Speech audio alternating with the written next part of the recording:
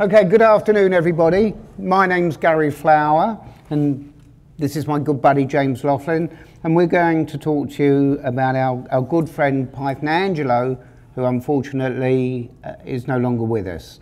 And I'd like to go back several years. I've been coming to America for 30 years now. I'm making a nuisance of myself around the pinball industry people. And one year I turned up with Williams and got met by a very excited Python who grabbed my arm and dragged me upstairs to the R&D department where I wasn't supposed to go. And we got stopped on the way and someone said, he can't go in there, but Python said, of course he can, come on Gary, let's go. And we went in and he showed me his Flying Circus game, which was amazing. I believe 2 of them were made, but Williams tested it in Germany and the feedback was for the cost it would have to sell for, it wasn't viable. So unfortunately, the game was never made. Now, the 2 originals, one is tucked away in someone's basement, and the other is for business. Well, it's a secret, so I wasn't going to say that. You didn't hear that from me. Pete. And the other is in the Pinball Hall of Fame in Las Vegas. But the story doesn't end there, because James is picking up the ball now, and he's going to tell you now what his plans are to bring the Pinball Circus to us all. Yeah, 4 years ago or 5 years ago at the Pinball Expo was the first time I really met Python. I'd known him like a lot of people through the years, just being in the business and attending the shows.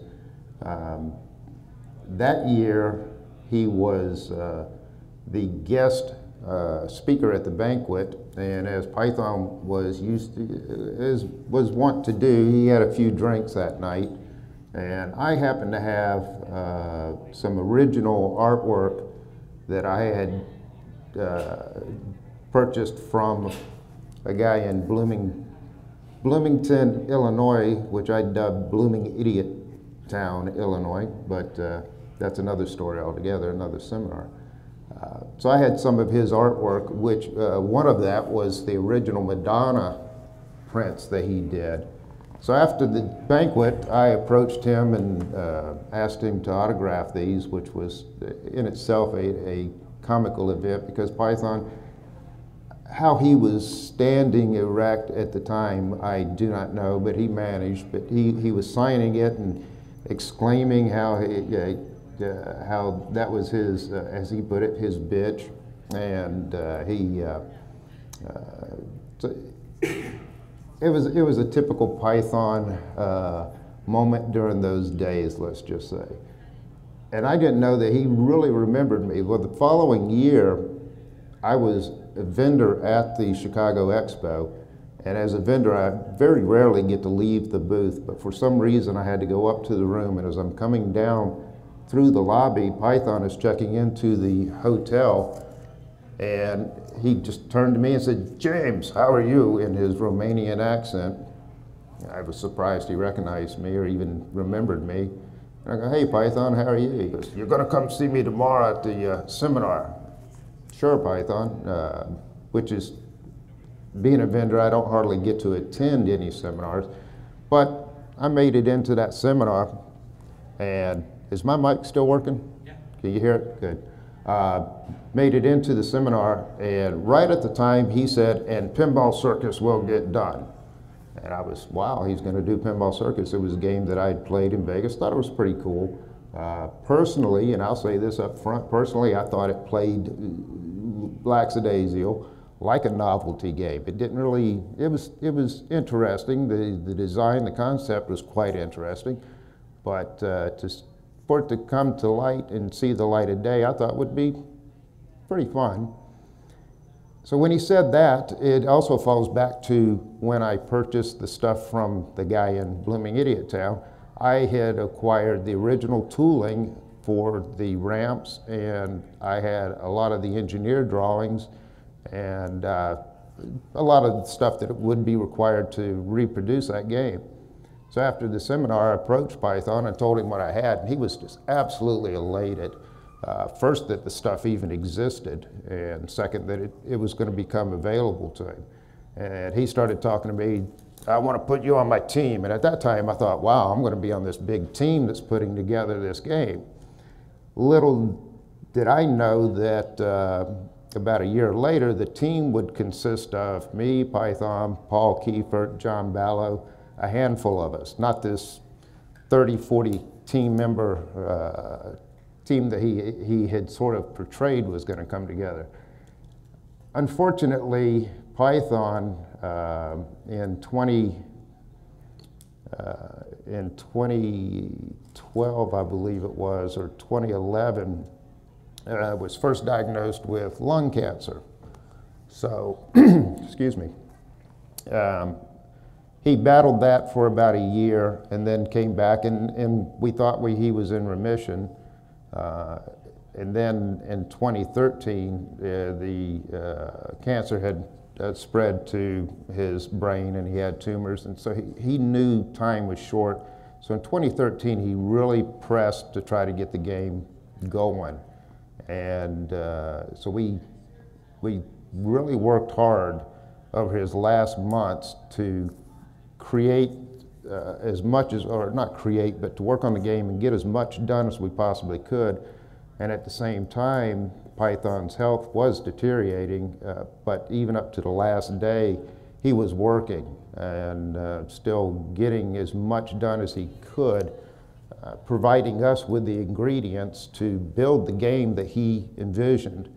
And going back to where I was saying that the game that was done by Williams was not the game that he wanted. He left Williams to go to Capcom, and Williams finished the 2 prototypes. Steve Kordak came in and took over the project, made changes to it, ultimately built the 2, and that's where the project was dropped. Python wanted a lot of different things, and even then he wanted additional features put into the game, and they were left out. One was a snake that is between the flippers, which he emphatically said, no matter what we do, we have to leave that snake in there, which we have put in. Then he had, not only in 92, 93 did he have things that he wanted to put in there that were left out, but over the years he continued to think about the game, because that was his holy grail. That was the one game that he always wanted to do that was never done. So over the years, he's thought about additional things that he wanted to put into it. So the last year of his life, that's what we were working on, is how we could get those put into the game. And so we're going to go forward with the ingredients that he gave us, and the promise that we made to him, and this was literally the day before he died. I was in Chicago visiting him, and he said, promise me that game will get done. I want to see that game. And so we made that promise to him, and that's what we're doing. We're carrying that promise forward. So that's, but it's going to be the game he wanted. It's going to be a game that flows. It's going to be a game that has the features. It's going to be brought forward. It's not going to be a 1992 game. It's going to be a 2015 or 16. Whenever we get done with it, it's going to be a very fun game. It's not going to be that novelty game that was done by Williams. That's interesting. So what differences will we see between the 92 version and what you're putting together? Well, first the snake, which is already in our first whitewood. We're going to, right now, when it comes off the mechanical elephant, the ball comes off of that and goes over to what we call the giraffe playfield. It goes directly over there. Python wanted it to go directly in front of the display, which is on that vertical playfield. By going in front of the display, we're going to have an interactive video mode where the ball and the display are interactive. And we're developing a way for the ball to move both ways, so there can be more features than just the ball rolling across and clowns jumping over the ball as the ball, you hit the flippers, clowns jump as the physical ball is coming across there. That's one thing. The other thing is, and we haven't completely worked this out, and this is probably the biggest challenge we have, that game as it is now is very right-handed, very right-sided. The ball goes to the right side. There is no flow to that main play field. We have to create a flow to the left side of that game. And it's a bit of a challenge the way it's laid out now without drastically changing that main play field. It's been a challenge, but when we had it at Chicago this past year, we had it flipping to the first playfield, the elephant playfield, and at the last minute, literally at the last minute, I had a taxi ramp that I cut up, melted a little bit, and created a loop shot coming back to the left side of the playfield because we didn't have the elephant in there, which would bring it over to the giraffe playfield. So to have the game flipping and flowing a little bit, we created that one shot, and it was actually amazing how just that one shot going back to the left side of the playfield enhanced the play, even though we didn't have the other tiers active at that time. So we've got to come up with a way to have a shot like that in it. The video modes, the rule set is very primitive with the game that is being played in Las Vegas. Python wanted 7 ringmasters, 7 video modes, basically seven levels. And he told us to play around with a multi-ball feature on that game, which I think my vote is to put it in. Paul sort of wants to leave it out. I want to put it in there because I think it really, the possibilities that it provides is, I really would enhance that play. I think once we experiment with it, I think Paul will come around and see that it's worth it. Go ahead. So it occurs to me, we don't have any pictures to show. Mike, is there any chance we can get a picture of IPD and get it on the screen? I'll take that as a no then. Yeah, for those of you that are not familiar with the game, this is not a conventional layout. It's not a conventional pinball cabinet. It's more akin to a video game where you stand in front of the cabinet, and the idea is all the action takes place by moving the ball vertically between the different levels, and there's all sorts of wonderful contraptions for capturing the ball and moving it. There's the corkscrew. Oh, we've got some pictures coming up. Yeah. Okay. There's 5 play fields on this. You've got the main play field, 5 mini play fields, and the vertical play field. The one thing, when Python pitched this game, he didn't pitch this game to Williams. What he pitched to Williams was this platform, this cabinet platform to Williams. Yeah, and you can also see the array of wireforms in there. The most complicated nest of wireforms on any game, and the one that we're building now, the first Whitewood, we built all those by hand. That was what we thought would be the biggest mechanical hurdle that we would have to overcome, and it actually turned out to be relatively easier than we thought. We took PVC pipe and just basically used that as a jig to bend the wiring around, and I went out and bought a spot welder, and that turned out to be a blast. I don't know how I've lived as long as I have without a spot welder. I've been spot welding stuff together. My dogs are scared because I think they think I'm going to spot weld them together. You got to get one if you don't have one.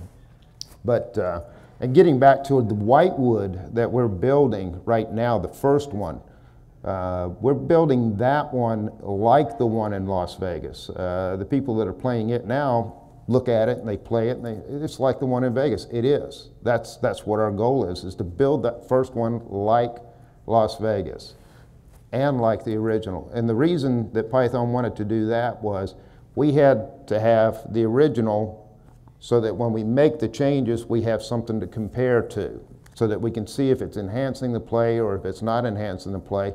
Plus, we had to build the platform which we could make the changes to. So our second game, the second whitewood that we're doing, is the game that we're going to experiment with all the changes, and we're going to put the new features, reroute the wireform coming off of that elephant to go directly in front of the display there, and start the task of trying to get the ball to interact with the display. So the second whitewood, when we build it, will be the game that Python wanted to have built. And then after that, we plan to build 12 sample games for two reasons. That's what Python wanted. Our promise theoretically would be complete after we finish those 12 sample games. What he told us, build 12 sample games, 12 locations, 12 weeks, see how they do, and if people like it, go into production. So technically, when he wanted us to build the game, that was what he wanted, those 12 games. So that's, when we build the 12 sample games, we'll have, we would have experimented around with the second whitewood and had all the features put in and playing like we feel he would, that would make him proud. He wants us to build the greatest pinball show on earth, which is, yeah, thanks Python for the easy challenge.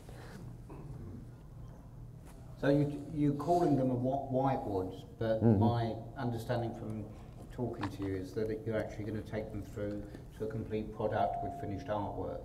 To a degree. Right now, the two whitewood sets that we have, Python actually signed, so we don't want those the signatures to get worn out through play. The game that we have now, we've brought it to 2 shows. It's got over 1,500 plays on it, not one mechanical failure.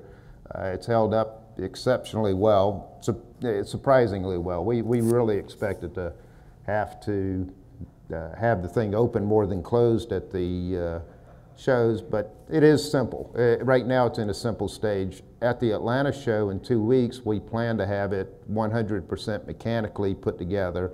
The software, that is, if anybody's involved with pinball design knows that the software is probably 80% of the game. And once we get started there, it's going to take months and months and months to get that developed and tweaked. And so it'll be, my estimate is 12 to 18 months before we have anything that remotely resembles a completed game ready to go into the 12 sample games. Paul thinks we can get it done quicker. He's the programmer. I'm the hardware guy, so he thinks he can do it a lot faster than I think he can do it. We'll see. How many flippers on the game? Because I know the numbers changed. There's 7 flippers on that game, which adds another challenge. We've got to make sure we have a power supply that can handle 7 flippers. Right, and that's the number that Python put on originally, if I recall. Williams cut back on that. Yeah, there's 7 in there. You've got 2 on the top play field, what we call the clown play field. You've got 1 on the giraffe play field, 1 on the elephant play field, and 3 on the main play field. I'd saw one at some stage, and on the right-hand side, there were originally 2 flippers. This is right at the bottom of the game. There were 2 flippers, and it had been reduced to 1, I believe. On the right-hand side, you'll see, I don't know if this game has it on it. Can you get a shot of the play field on the right side primarily? Lower play field right? Yeah, lower play field right. Second row, second page. So you see there, I can't quite make it out. It does not look like the other flipper is in that game. So this one probably has 6 flippers. Also, can you get a shot of the lower play field between the 2 flippers as that is? That's a fairly, get one in the center if you can.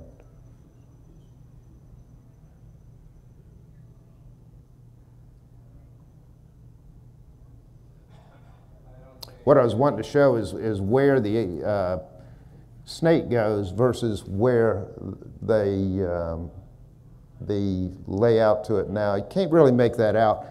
There's a shot on there, I'm sure, where you'll see a rectangular square in the middle of the 2 flippers. That's where the mechanism for the snake was supposed to go, and they took it out and they moved the flipper down. We're taking it and putting the snake mechanism back into it and moving the flipper back up to the location that it was supposed to be at. Can you tell us about the functionality of the snake? Yeah, there it is. If you look at the left flipper, you'll see that there's a somewhat of a rectangular, right below the starburst there, there's a rectangular insert. It's a wood insert as this game is. That's where the snake goes. If you look at the flipper on the right, you'll see that the flipper itself is the flipper of the seal.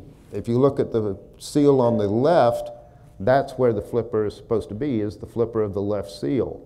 So you have the flippers spread out with the snake mechanism in the middle, and the snake mechanism is there to kick the ball back. We're going to have it in two modes, a thrust mode where you can actually push the snake out yourself, and also a constant mode where it's out in front by itself. The thrust mode, Python wants us to put a pelvic button on the front panel so that you activate the snake with this pelvic button. We're going to put it in there as an option. We're going to have it set up where you can use probably a secondary flipper button on the cabinet, or if you want the pelvic button in there, we're going to make it with the pelvic button on our second game and see how it's received. But that it'll be right there in the middle. And Gary, you're right, that third flipper on the main playfield does not exist. It's going to be over on the right side, close to where the horse's head is where the third flipper, and it's supposed to shoot the ball over to the left side. One of the few left side. What's that? Isn't there a third flipper on the left side? No. That's where the elephant is? That's the elephant playfield. Yeah, but isn't that a white flipper? It is. Okay. Yeah, we're talking about the main playfield, the bottom playfield, yeah. The elephant playfield, ring 2 is Pimbo. If you to the right is ring 3, that's the elephant playfield. And out of sight is the clown playfield up on top. And you can see the elephant, that's the mechanical elephant that you shoot from the elephant playfield. And it has the wire form that brings it over to the giraffe. Right. It's a long time since I've seen it, but as I recall, the single white flipper on the left shoots the ball up the ramp, yes, where it comes to rest between the elephant's tusks. Exactly. The elephant's head then tips back, the ball runs along the head to between the ears, then onto the rails, and that's where it passes the dot matrix. Yes, exactly. That's how it goes? Yeah, well, right now it comes at a 45-degree angle over there. I don't know if you can really make it out, but the wire form comes across as a 45-degree angle going over to the giraffe. We're going to loop it back in front of that display, and we'll have to do something with the ringmaster that's there to see if we're going to keep him in or not. And again, Python, he was not all that thrilled about keeping him in there, so we may not keep him in there regardless. Yeah, okay, going back to the snake, wasn't Python's intention that that was operated by a foot pedal? Yeah, I don't know if it was Python that wanted it as a foot pedal or not. There was rumors that it was to be activated by a foot pedal, and just 3 or 4 weeks ago, I came across a box of CDs that turned out to be backup files for Williams, and in those files there was a drawing for the foot pedal to activate the snake. So whether it was Python, the date on it would show that it was right at the time that he left Williams. So he may have known it was going to be in there, he might not have. But when we worked with him, I guess through the years, if it was supposed to be a foot pedal, he decided that he wanted a pelvic button. And if anybody knew Python, it makes sense that he would want that. What I recall him telling me is that he wanted you to play pinball with your whole body, and that's what the thinking was behind a foot pedal. And looking at the foot pedal, when I saw the drawing for it, it really, to me, would be a horrible place to have a pinball player's foot. You would be off balance. You would have to constantly keep one foot in front of you in the middle of the game while you're hitting flippers. Most pinball players have their position that they like to stand in when they play pinball, and now you have a game that's forcing them into a position that they're not comfortable with, and I just don't see where that would be practical. Okay. So, so you're working on the game. There'll be a chance for people to play it in Atlanta in 2 weeks' time? 2 weeks, we'll have it at the Atlanta show, and as we did in Allentown and Chicago, it'll be there for free play, just like any other sample game that's brought to the shows, Hobbit, KISS. The software in it is very, very primitive. The only thing we've done is basically got the game flipping, making sounds, hitting the targets, making a few sounds, throwing a couple of points up there. There is absolutely no rule set whatsoever in there. So what we're trying to do, or our goal is, again, it was working with Python that sort of encouraged us to do this, is to bring the game out and let people see the development of how a game is developed and put together. So we're bringing it out in phases as we complete a different phase. That's one of the reasons we're not able to bring it to all these different shows. After we get through with Allentown, we took it back home and we've torn it apart again because we're rebuilding another mechanism into it. We're putting stuff, constantly taking it apart, putting it back together. So it's not possible for us to actually keep it together and just travel the country and show it off. Plus, doing that takes a lot of time and resources, and we'd rather be spending the time back at the shop putting it together. Okay, so your game's actually built from scratch. There were no factory parts involved. You've had to. Well, there are. We've got factory flipper mechs, pop bumpers, but everything else on there, on our game, for example, in the right bottom side, you'll see a bracket that comes down, feeds a tight spiral wire form, which that tight spiral wire form was the toughest one we had to build. It's got a shaft in the middle of it. It was quite complex. All that is, we do that by hand, 100%.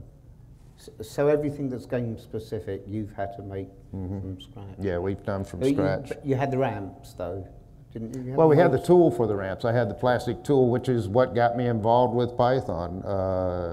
So the tooling for the ramps is something that was the business that I was in. If you don't know, if you don't have a solid state machine with a ramp on it and needed a ramp in the past 12 years, you probably don't know who the heck this guy is up here.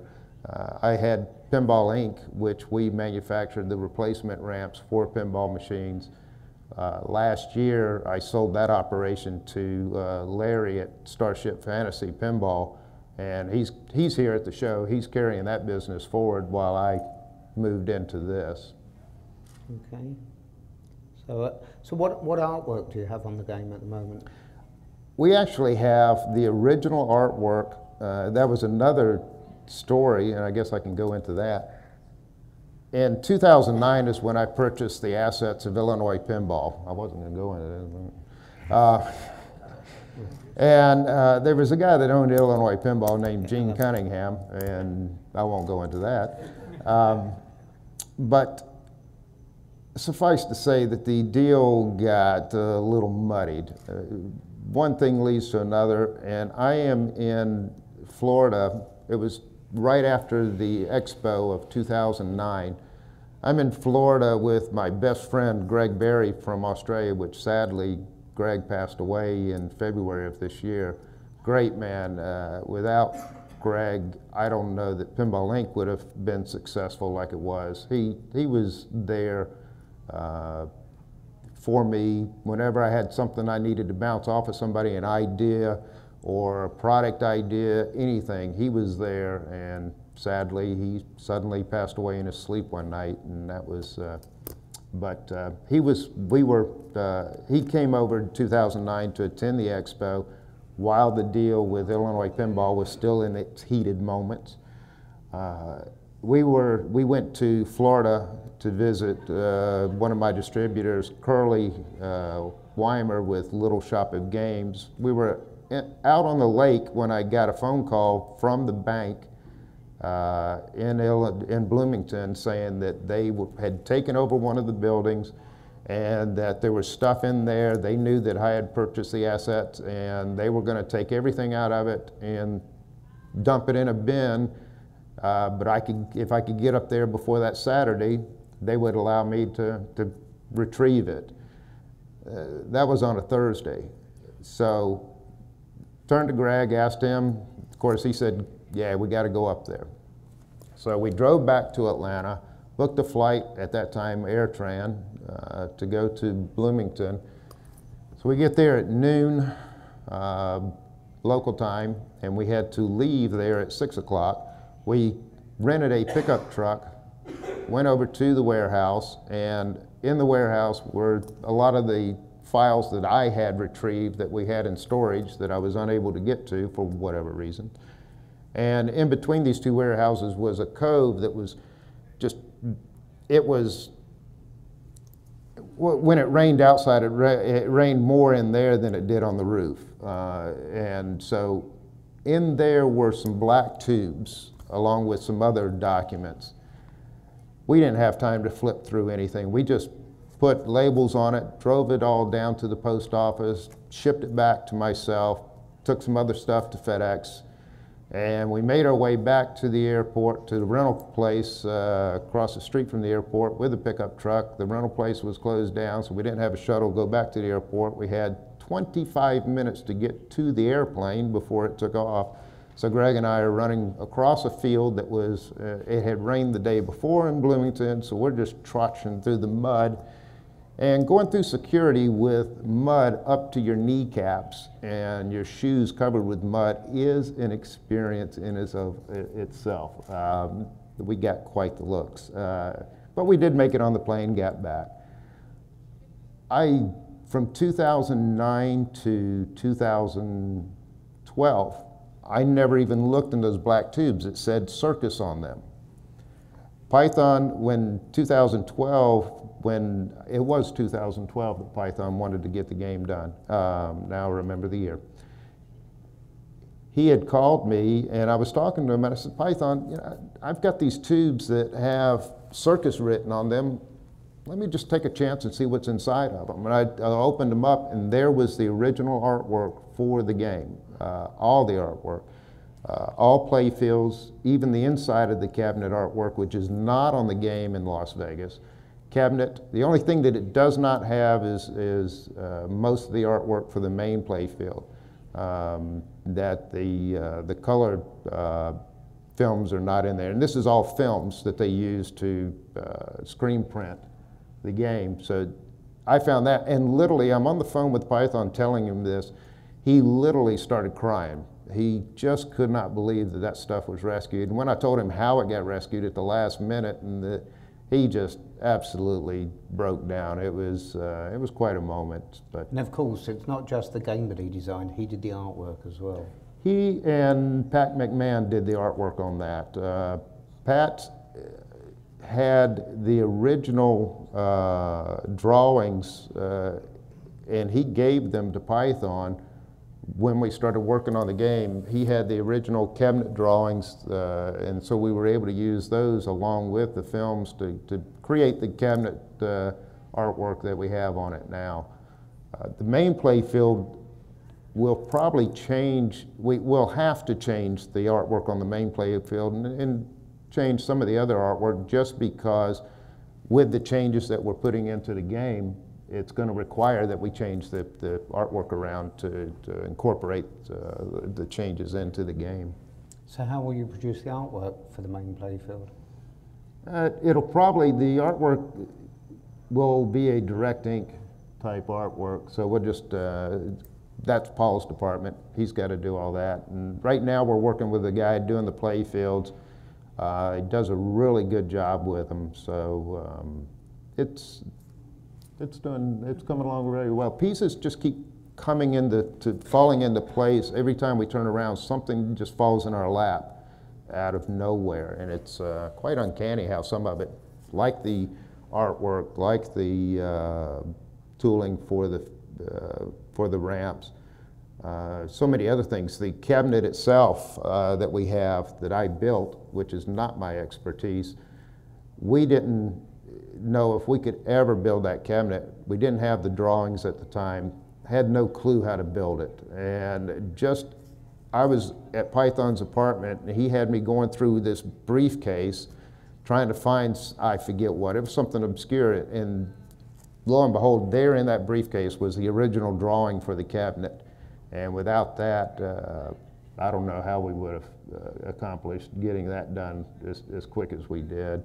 And I built that and did not lose one single finger the whole time, with Harbor Freight tooling too. Oh. All the way from China. All the way from China, yeah. That nice Harbor Freight tooling. They do take returns within 30 days. Do you know what board set might end up in the game? Right now we're using the same board set that is in the spooky pinball, America's Most Haunted game. Ben Heck designed it. It's the one board set that is an easy transition to this game. It allows us to have more switch inputs, which this game is going to require. And it is now a tested system.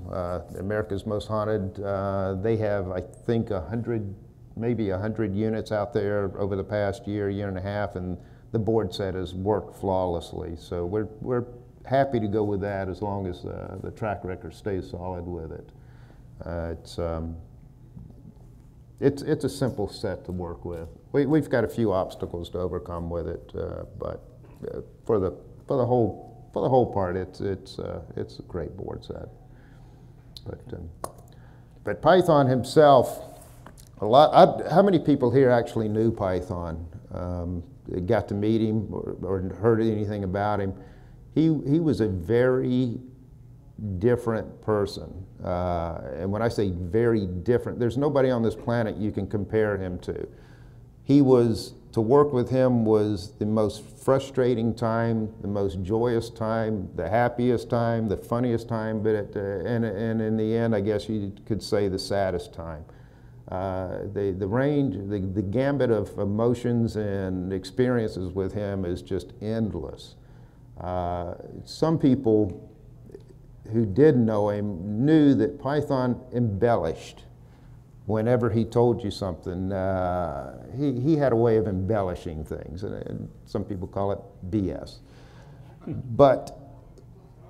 And I thought the same thing before I got to know him, and even after I got to know him, when he told me about this huge team he had put together. He told me Roger Sharp, Eugene Jarvis, Mark Ritchie, all these guys were on board. Well, what that actually meant was he had talked to them on the phone and told them that he was going to try to do it, and they said, good luck. They were not, so, but as I got to know Python, it became, I realized that was him. One of his favorite songs was from Paloma Faith called, I think it's the title of it is, Do You Want the Truth or Something Beautiful? And that was Python. He didn't really tell you the truth, but he created this world, and I guess you could call it Python's world. And it was a different world to be in, and it was a beautiful experience, as frustrating as sometimes it could be. Working with him, God, I do not know how Mark Ritchie was able to work with him. According to Mark, there was a lot of drinking involved, and that's how they got along quite well. As Mark said, the design, Python's did not have what you would call a normal work schedule.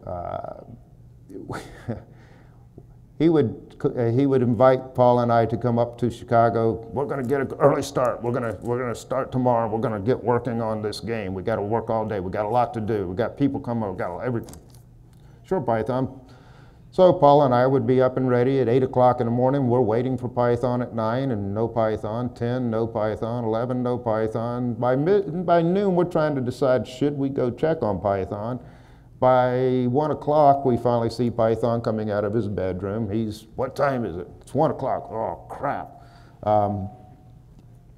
At that time, Python would say, well, we need to have breakfast. Well, we had breakfast, Python. Actually, we've almost had lunch. Well, got to get something to eat. So he would start getting something to eat.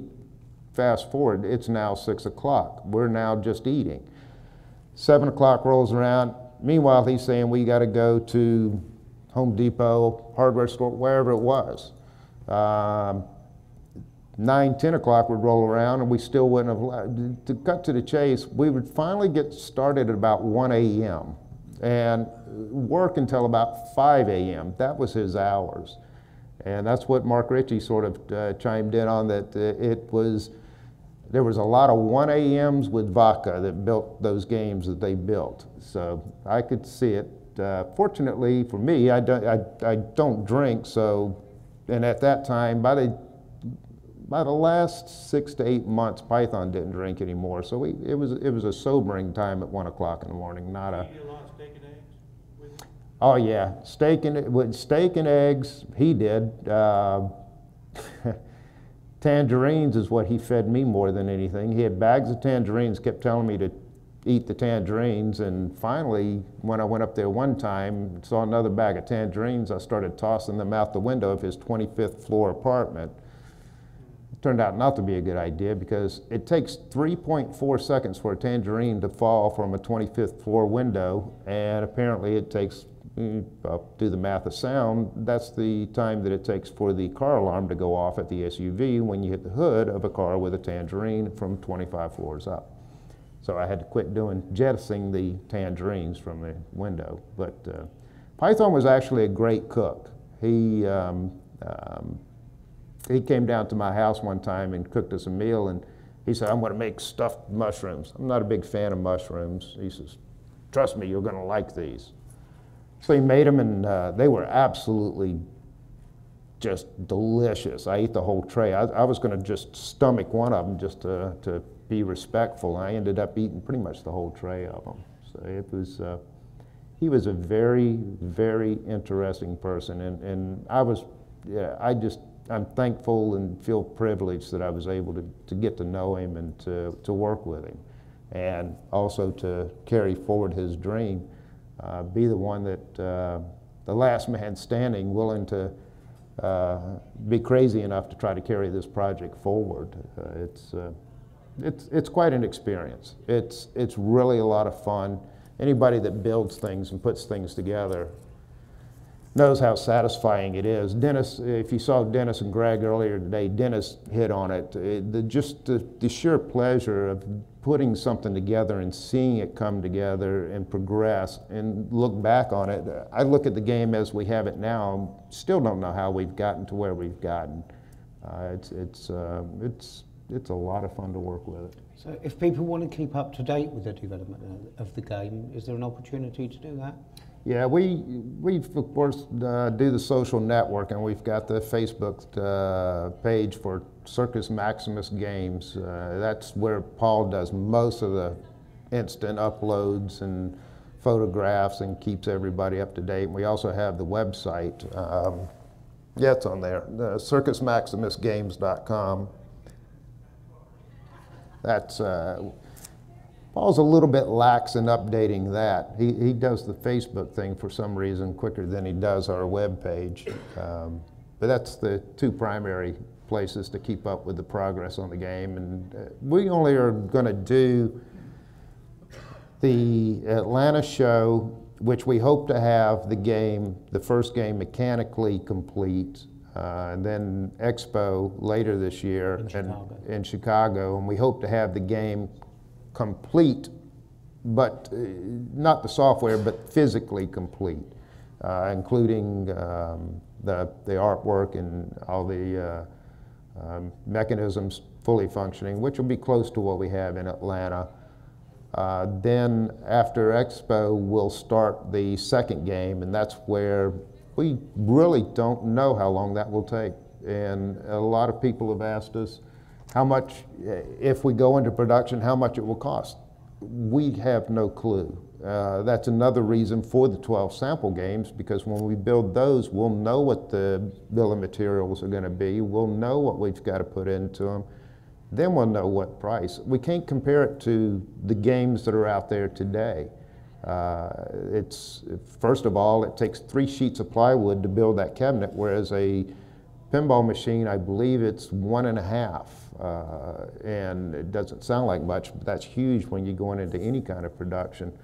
The game is heavier than a normal pinball machine, but the footprint of the game is actually smaller than a pinball machine, a standard pinball machine, the dimensions of it. But I don't know if I went into it fully at the beginning. When Python was selling the platform of this game to Williams, it was not Pinball Circus. It was the platform of the cabinet itself. And what he was trying to tell to Williams, and I don't know if anybody listened or didn't, whatever the case was, he was trying to sell the platform of this cabinet, which does one thing for these designers, these engineers, that today's games don't. Today's games are two-dimensional. You have a third dimension that may be 6, 8, the old Bally's that when they drop the playfields down might have got to 10 inches. This cabinet gives you a 26-inch vertical dimension to design within. That's what he was trying to sell to Williams. He was trying to basically take pinball to another level. And going forward, if we are successful with this game, we're looking at, we've already looked into another 2 games we're not developing any 2 games, but we've got ideas for another 2 games using this platform.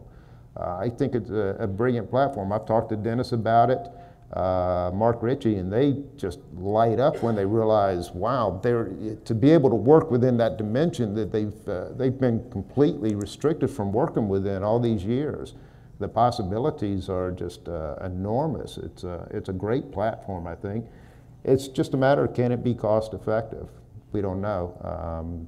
Once we get those 12 done, we'll know what the cost is going to be, and that's going to be one of the factors that goes into, will we go into a full production on it? We'll see. Okay, well, we've got a few minutes left to take some questions. Any questions out there? Martin? Yeah, you mentioned in the team it's you, Paul. Who else is working on the game? George Iapuri, who was an engineer that was working with Python, he was basically Python's adopted son. When Python passed away, I guess for lack of a better word, I inherited to him. Actually, I invited him to move down and to work with us directly instead of being in Chicago. So he's actually at my house now, living at our house.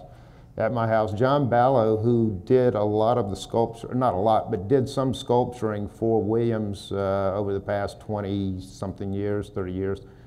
He's working with us. He's the one that helped us with the elephant. There's Leo, my son, who actually I sold along with the ramp business, so his help has sort of waned away over the last few months. That was probably the best move I made when I sold that business. I thought you said when you sold your son. Yeah, well, I sort of did. What do you do with all Python's pinball machines and all the artwork and stuff he's been working on for years? His artwork, well, when he passed away, he left pretty much all his old artwork and everything to John Ballo, who was a good friend of his. That's still, his estate still hasn't been settled, so it hasn't, who knows where it'll ultimately end up, but that's, according to his will, that's where he wanted it to go. Okay. There's a question on the left. Yeah, after the 12 sample games you have done, how will you determine what the demand is for the production? Will you try and take pre-orders? No, we're not. We don't do pre-orders. I've never done that in any business. I don't believe in pre-orders. Somebody giving me money in order to fund my project. I always feel that I'm the one that should take the financial risk if the project is going to go forward. And let's face it, if it's successful, who's going to benefit? We would. So why would the customer be the one to put the money into it, take the financial risk, and we benefit? I don't like that. But as far as how are we going to determine what the demand is, we've got some marketing ideas that I think will solidify the people that are serious about getting it. And that's also going to fall into, we've got a few ways that we can go about a production. There's basically 3 ways that we could go into production. I've bought a building that we could utilize, that we plan to utilize for the 12 games. that we can convert and do some production. If we do it in-house, we possibly could do 10 games a month. On a weak side, maybe 5, but I could forecast we could do 10 games a month ourselves. The other option is to farm out the assemblies and have other companies put together the assemblies, and we assemble it in-house. And my projection there would be we might be able to do 15 to 20 games a month. Of course, the third option is to go the route of somebody like Stern doing it. It would be difficult for a company like Stern to do this game because it is not a standard pinball game. It's not something that they could just shift in the middle of their regular production and shift over to do it because of the cabinet and the way this thing is laid out. But it's something that could be possible. There's other options, maybe approaching some redemption game companies who already work within a cabinet. That's another possibility. So as far as the pre-orders, when we're ready to go into production, we'll let people know this is what we've got. This is the game, you can play it. And if you're interested, this is what the price will be. And at that time, we'll try to acquire a list of people that are interested in it. When the two prototypes came out, the game was more expensive than competing games of the day. It was. This is one of the reasons that I assume that's going to be the case. Right now, a limited edition machine from these other boutique manufacturers, so to speak, is around 8,000. Would you say that's fair? No, if you look at Spooky Pinball, I believe his game is 6. 5995. Yeah. Python, I think at one of the talks that he did, it might have been this talk, he was here in 2013. I think at that talk, he might have even said something, yeah, I want to do it and it's going to cost $4,000 or $5,000. Python, well, that goes Python back world. to, remember what I said about Python's world and embellishment? I remember it at the time. Yeah, ain't gonna happen. No, it'll have to be as competitive as we can get it. That's about, we just don't know. We will not know. We haven't even finished the first one, so we don't know what's involved of completing it. But just one follow-up, if I could. Mm-hmm. You did mention that on this platform, you already had a couple other ideas. Could you just give us a hint of the theme that goes with those ideas? You can't do that. Someone will steal it. Is that right? They may steal I'm it. just saying that we Well, I'm want to do. thinking of what Just happened saying with we want to Kiss. do something on this platform. Somebody may steal that. If they do, they do. One of them, I'll say it. And we've talked. Paul and I have talked. Is another in the series of Pinbots. Let's just say that. That'd be cool. And with this cabinet, it really could be interesting. That would be one of them. And one of them is just a generic game that it's not really a game, it's more an idea of what we can do within the cabinet. And there's some things that we might incorporate into this game. I'd rather not, because I want to keep this game pretty much Python pure. That's the goal. So that's where we're at. Any, yes? I have a question relating from an operator's perspective. Mm-hmm. Would this game be relatively easy to move for one person to move, as opposed to if you designed it more along the line of the old Allied Leisure shaker balls, which was a box cabinet on 4 legs, would fit into a truck? Because your average operator has to be able to handle this to get it. Yeah. Interesting. There's the home. And I know how much this game would well, I can't say how much it would mean. This game, to be honest with you, we're not building the game with the operator in mind. I know that sounds sort of anti-business. We're building it to be able to go out on location. It'll have a coin door on it. It'll be location ready, but our vision for locations will be like shorties, where it's just going to go to one location and that's where it's going to remain. Okay. That's pretty much it. Okay. And with that, if I can draw things to a close, you're going to be around the show for the rest of the weekend. Yeah, I'll be walking Happy around. to chat to people, I Yep. know you.